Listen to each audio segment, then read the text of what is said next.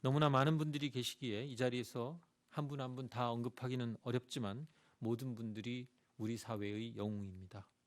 국민 여러분들께서도 코로나19와 싸우고 있는 숨은 영웅들께 아낌없는 박수와 응원을 보내주시기 바랍니다.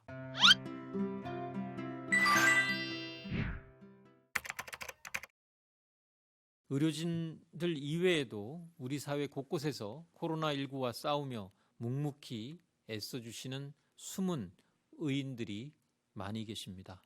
이미 SNS나 언론들을 통해 알려지기도 했습니다만 오늘 이 자리를 통해 정부의 감사의 마음을 전하고 싶습니다.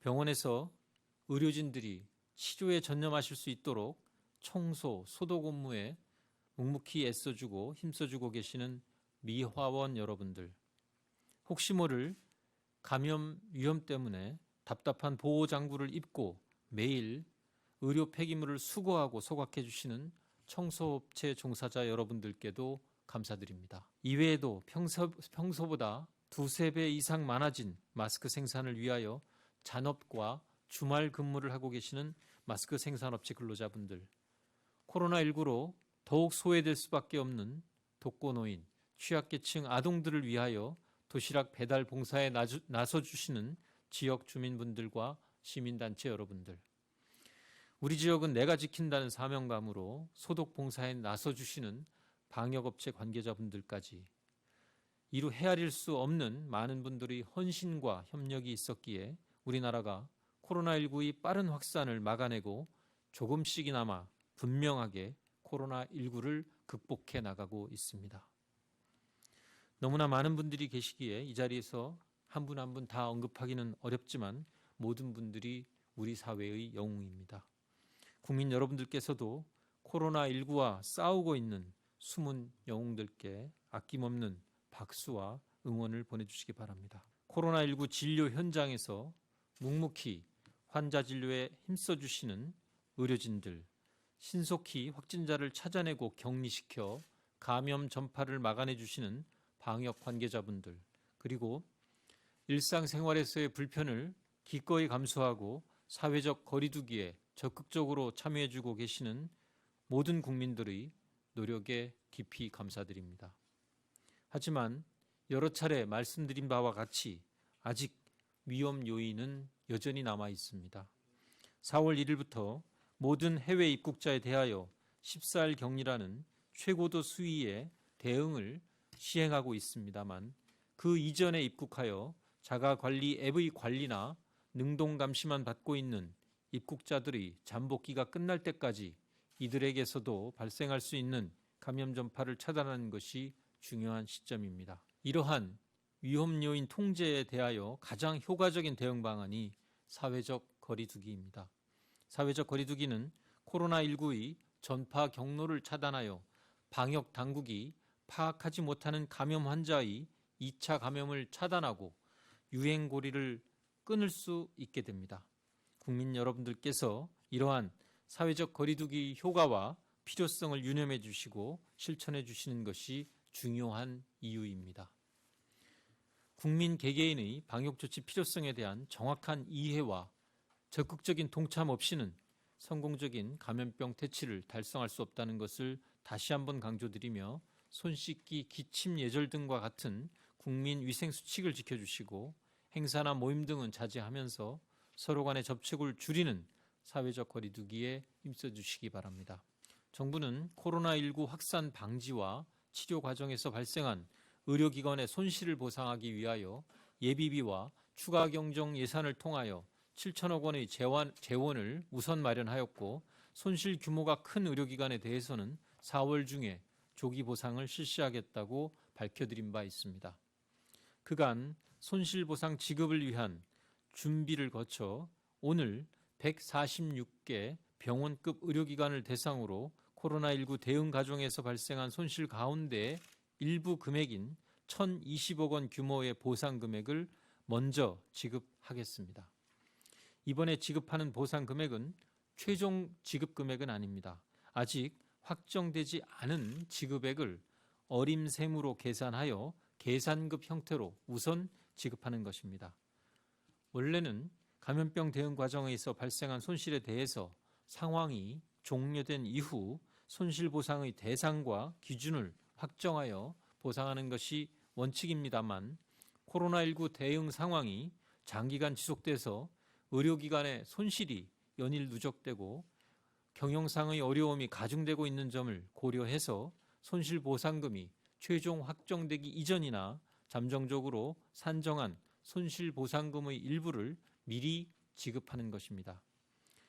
이번 지급 대상은 감염병 치료 병상을 확보하거나 의료기관 폐쇄 조치 등으로 인해서 손실 규모가 클 것으로 예상되는 병원급 의료기관을 대상으로 하였습니다. 네, 대구시가 이거를 언제 설명했는지는 제가 잘 모르겠습니다만 아마 오늘 브리핑에서 이런 말씀을 하신 것 같습니다. 기본적으로 대구시의 행정적인 책임이 있든 보건복지부의 지침 변경이 만약에 책임이 있든지 간의 문제는 저는 부차적인 문제라고 생각을 합니다. 중요한 것은 현장에, 그리고 그 현장이라는 것이 환자들이 매일매일 상당히 많은 환자들이 발생을 하고 또 그리고 적절하게 의료적인 서비스를 제공하기가 매우 어려웠던, 그러면서도 감염의 위험이 클 수밖에 없는 이러한 상황에도 불구하고 환자 진료를 위해서 기꺼이 본인의 일터나 거주지에서 대구까지 달려와서 헌신의 노력을 다해 주신 의료진들에게 당초 약속드린 대로 저희가 이러한 경제적인 보상을 제대로 하지 못한 점에 대해서는 어떠한 변명도 허용되지 않는다라고 생각합니다.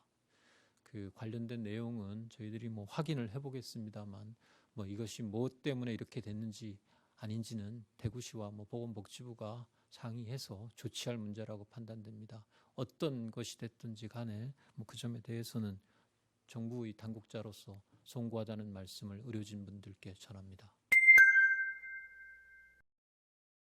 손실보상은 정부의 명령에 의해서 또 그리고 불가피하게 정부의 지시에 따라서 방역적 조치로 폐쇄되거나 이러한 병상을 비우거나 했었던 병원들에 대해서, 그것이 또 큰 병원일수록 그리고 손실의 규모가 크고 손실의 규모가 크기 때문에 경영상의 어려움이 훨씬 가중될 수밖에 없는 이런 상황에 있는 병원들 가운데 좀 명백하게 손실이 인정될 수 있는 것이 증명될 수 있는 이런 병원들을 우선적으로 선정하였다라고 말씀을 드립니다. 구체적으로 말씀드리면 정부나 지자체가 병상 확보를 지시한 의료기관들이 있습니다.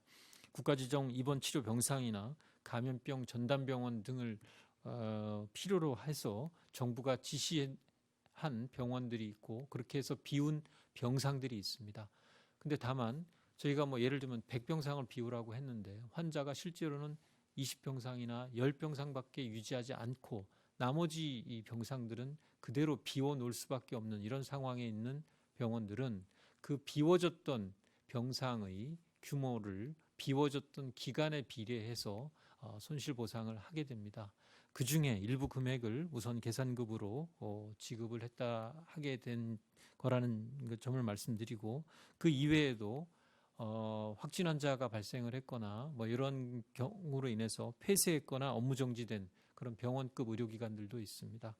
이런 경우에도 그런 폐쇄나 업무 정지로 인해서 발생한 병상을 가동하지 못했던 것의 손실을 이번에 보상을 하는 방식으로 진행을 했습니다만, 말씀드린 대로 이것은 전체 손실에 대한 보상이 아닙니다. 적어도 상당한 보상이 필요한데 그중에 일정 부분을 우선 지급함으로써 이 병원들이 겪게 되는 경영상의 어려움을 일부나마 해소해 드리기 위한 1차적인 조치라는 점을 말씀드리고, 최대한 빠른 시간 안에 이러한 손실의 범위가 보다 구체적으로 확정되면 나머지 금액도 추가적으로 지급을 하고, 이번에 저희가 손실보상의 대상으로 확정은 하지 못했습니다만 추가적으로 의원급 의료기관이나 또 그리고 약국 그리고 불가피하게 소독 등의 조치 등을 위해서 폐쇄된 이러한 상점 등에 대해서도 손실보상위원회의 심의를 거쳐서 계산급도 가능한 범위 내에서 우선 지급을 하는 방안을 같이 논의해서 진행을 하도록 하겠습니다.